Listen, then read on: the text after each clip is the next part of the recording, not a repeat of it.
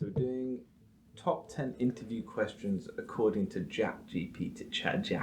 Jack PDG is asking the interview questions now. Chat GPT, top 10 interview questions. Question 4.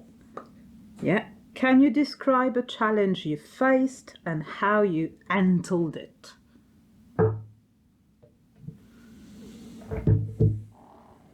So from an interviewer's point of view, what you're trying to get to, I guess,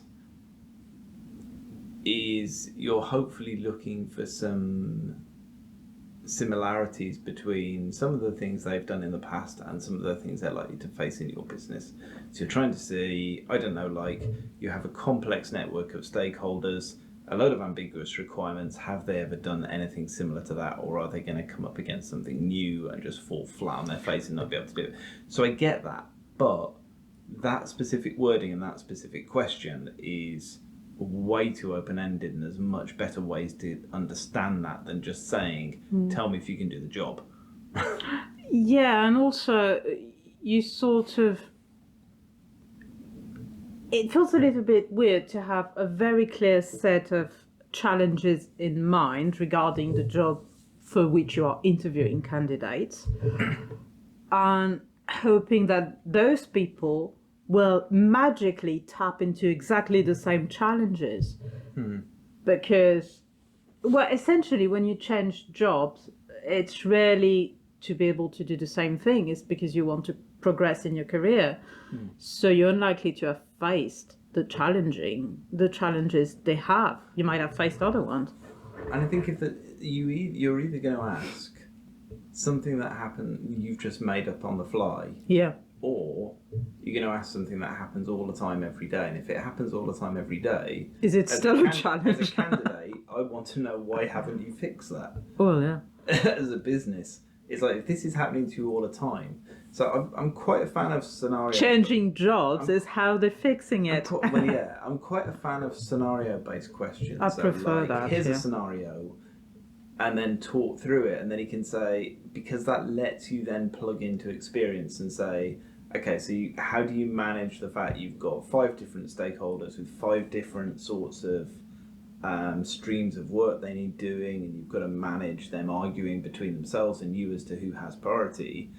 And then you can say, have you done anything like that? And you say, oh yeah, I had this time where, but it's tapping into the things that you think are important in the role, rather than vaguely asking the candidate for, tell me a challenge. Yeah, and hoping that they would instinctively know what you need to hear, which I find is just, how am I going to say the right thing to you? I once needed to jump 10 double-decker buses. Oh, that was a challenge. Yeah, it would I have used been. a large trampoline. I succeeded. Can I get the job? No, actually you can't. We don't have trampolines.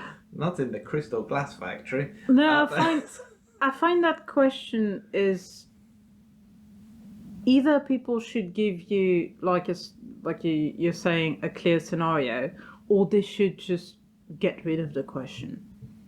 Yeah, I think, because it's just, yeah, we all have faced challenges, and some of the ways we're solving them, sometimes it's just changing jobs because they're not solvable.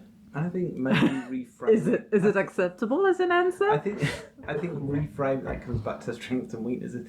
I think reframing the question to almost into, this is a scenario which demonstrates the kind of challenges you are likely to face in this role. Yeah. How does your experience help you to solve these? Is much more a conversational piece than tell me about a challenge. Yeah. Oh, completely, yeah. And I don't even think it matters. Like, when I've interviewed graduates, for example, for software roles, they don't often will never really have a lot of deep industry experience, and that's okay. But you can say, for example, I don't know, you will have done group projects at university, for example, or if you do diplomas or whatever you do. And then you can say, you must have had people in that group project who drove you up the wall or didn't do any work, what did you do about it? I ignored them. Did you just go to the lecture and appeal, which is fine? Did you try and sort it out? Did you just do a load of work? So you can bring, I think, the same. It doesn't matter if you've got a ton of industry experience. I think you can bring that what you know in and your skills in. Mm-hmm. But anyway, I think so again, one of the greatest challenges is sticking to a timer. I just think that if we can't stick to the timer, I am tempted to just fault the timer. I'm determined to keep it and ignore it. The timer is wrong. I'm blaming it. The timer should try harder. Exactly why I'm not going to give you a job. I wasn't even applying.